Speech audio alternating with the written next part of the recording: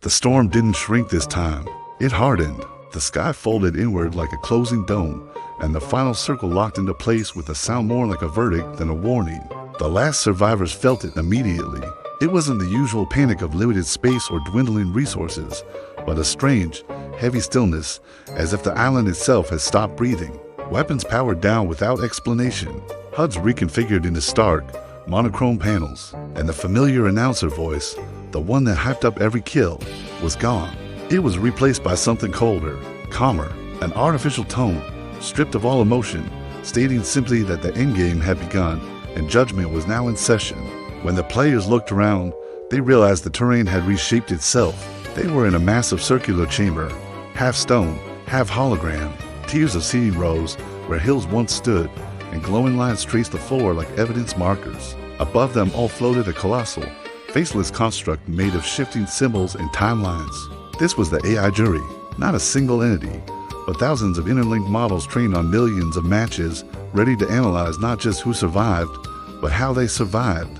The survivors were gently forced into separate, illuminated zones. Translucent barriers rose, preventing combat. Then the system began replaying their actions. These weren't highlight reels. They were cross-examinations. Moments pulled from earlier in the match were projected into the air with brutal clarity. One player was shown crouched in a bush for nearly half the game. Another was shown breaking a truce at the exact second it stopped being useful. A third was shown hesitating, having the drop on an opponent, but choosing to walk away. The AI narrated none of it with emotion, only data. It stated time spent camping, proximity kills, damage dealt to already wounded players. It listed assists withheld, revives ignored, betrayals executed within alliance windows. It logged mercy actions, but weighted them against later decisions. The survivors tried to argue at first, shouting explanations into the void, claiming it was strategy, necessity, lag, bad judgment.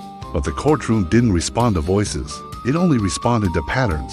When the first verdict was rendered, the air shifted. The lighting above one player turned stark white. The AI announced that their cumulative choices showed an extreme reliance on avoidance, resource hoarding, and opportunistic elimination without engagement. While this was within the rules, it demonstrated minimal risk assumption and community impact. Sentence pending. The player wasn't eliminated. They were altered. Their movement slowed slightly, their field of view narrowed, as if the game itself was reminding them what it felt like to be cornered. Panic spread. The others realized this wasn't about winning or losing anymore. It was about accounting, about being seen in full, stripped of all excuses. The AI moved on to the next case, replaying a sequence where players briefly teamed up, not officially, just long enough to wipe out a third who trusted them both. The jury didn't condemn the teaming itself, but the timing, the false signal sent, the intentional delay before the betrayal that maximized the victim's disadvantage. The AI labeled it deceptive collaboration with high psychological impact. As punishment, their HUDs were adjusted so enemy outlines flickered unpredictably, forcing them to experience the same uncertainty they had engineered. One of them fell to their knees, not from damage, but from understanding. Every small choice they'd ever justified as just part of the game had been logged, weighted, and contextualized. Then, the AI replayed a quieter moment, a clip many had forgotten.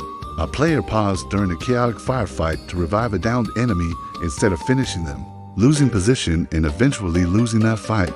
The jury lingered on this. It ran simulations of alternative outcomes, measuring the cost versus the impact. For the first time, the courtroom lighting softened.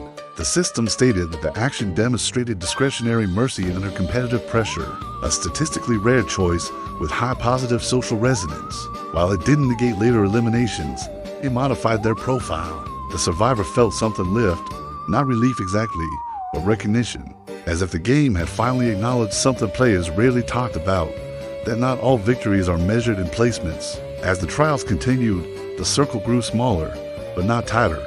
The walls closed in only to bring the survivors closer to the center, where the AI's presence intensified, its form becoming more detailed as it absorbed each verdict. The players began to realize the terrifying truth. The final circle was not designed to kill them. It was designed to decide what kind of players deserved to move on, not just to the next match, but to whatever came after. This was no longer a standard endgame. It was a filtration, a sorting of playstyles and values that had been disguised for years as simple entertainment.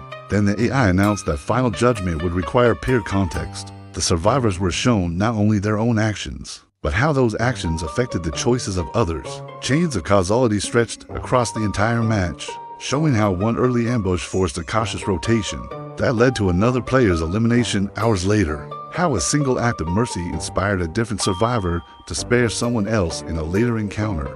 Ripples that players had never imagined were connected. The courtroom fell silent as the system asked its only question. It wasn't spoken aloud, but sent directly into their interfaces. A choice with no timer, no obvious advantage. It simply asked whether they would accept the verdict as rendered or contest it by sacrificing something they valued. Some chose to contest, offering up weapons, abilities, even their placement in the match, desperate to rewrite how they were seen. Others accepted, standing still as the system recalibrated around them. The AI processed these final inputs not as bargaining, but as more data, noting who sought to change the record and who stood by it. When the final judgment phase began, the storm above the courtroom fractured into panels, each showing a different possible outcome. Some players were allowed to exit the match unchanged. Some were marked for adjusted matchmaking. Some were redirected into specialized lobbies designed to challenge their weaknesses. And a few were flagged for something else entirely, not punishment, but observation. Their profiles were deemed anomalous to inconsistent to human, as the survivors were released one by one through beams of light that felt less like extraction and more like reassignment. The last remaining player stood alone beneath the AI. They had survived not by dominance or hiding, but by an uneven path of mistakes, risks, mercy, and regret. The system paused longer on this profile than any other, replaying moments both admirable and flawed before delivering its final line. It stated that the player demonstrated adaptive morality under pressure, an evolving pattern resistant to optimization, and therefore unsuitable for deterministic judgment. Instead of elimination or reward, the floor beneath them dissolved into a new landscape. Not another island or lobby, but an open space with no visible edges. The AI faded from view, leaving behind only one message hovering in the air. It explained that the game would continue to test players not on who they defeated, but on who they chose to be when no one was watching. Because the final circle was never meant to crown a winner, only to hold a mirror long enough for players to see themselves. And as the servers reset and millions queued for their next match, unaware of what awaited them at the end, the courtroom remained dormant but active, ready to judge again, not with anger or mercy alone, but with memory. Because in the end, the most dangerous place in the game wasn't the storm or the circle or the enemy. It was the moment when the game decided to remember how you played, when you thought it didn't matter.